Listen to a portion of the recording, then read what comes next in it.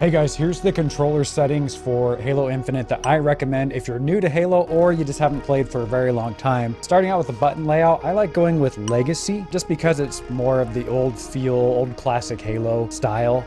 This doesn't really matter, you can choose what you prefer, but for the most part, Legacy is very user-friendly, especially for beginners. So I go with that, keep the thumbstick layout default. For vibration, you can leave it on or off. A lot of people will tell you to leave it off because it shakes your controller and can mess up your aim. But it's really personal preference.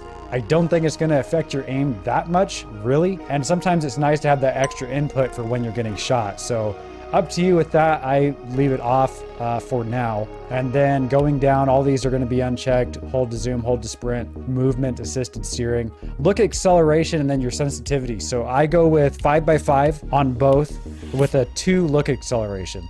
And the reason for that is 5x5 is a good starting point, especially if you're newer to Halo. And the 2 look acceleration lets you be able to turn around faster than you normally would be able to if this was lower. Once you start going up too high, if you're going like 3 or 4 or 5, it becomes a lot more difficult to be able to control the acceleration to where you just want to do a little flick and all of a sudden it's pushing you really far. So 2 is a nice balance of being able to turn around fairly quickly without your aim constantly being overcompensated by just the little movements of the stick. So 2 5x5 is a good starting point. And then of course you can adjust this as you go along if you want to be able to turn around faster down the road once you get your aim dialed in.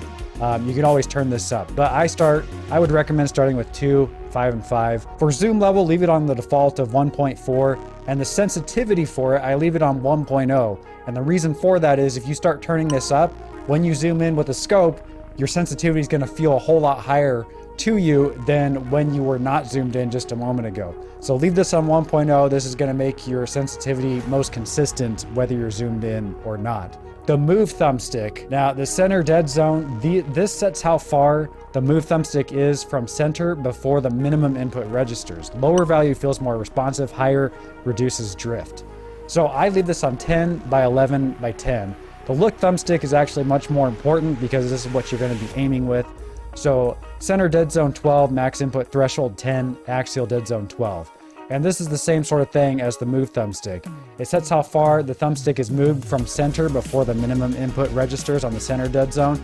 I keep that at 12 because the reason is, especially if you're newer or just trying to get used to Halo, leaving it at 12 is going to feel most natural to you, to where when you're trying to make those fine adjustments in a BR fight, when you go with those big flicks of the stick, it's not going to move your aim quite as far right away. Now, of course, as you start practicing and getting better at dialing in your aim, then you can turn this down, and this will give you more precise control over your aim. And actually, as you become more comfortable, you can turn all of these down. But 12 by 10 by 12 is a really good starting point. You're gonna see that you're gonna be able to flick. You're gonna be able to hit no scopes easier.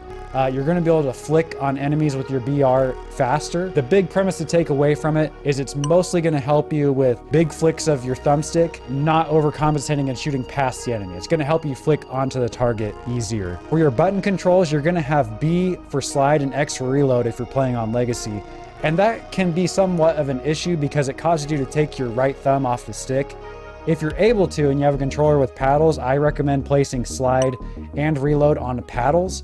That way your thumbs never have to leave the sticks. You can always aim and move while you're sliding and reloading. You don't have to take that split second to take your thumb off the stick. So if you're able to, put them on paddles. If not, Legacy is going to work just fine for you. And again, the big takeaway from this is your look thumbstick dead zones. Leave it at 12 by 10 by 12. That's going to give you the most consistency as far as tracking an enemy without your aim being overcompensated, as well as enough movement speed to where you can turn around 180 if you're getting shot in the back quickly. It gives you a pretty good amount of speed to be able to turn around quickly. Let me know in the comments if you have your own recommendations for controller settings that you found useful. Subscribe, guys, for more Halo Infinite tips, and I'll catch you in the next one.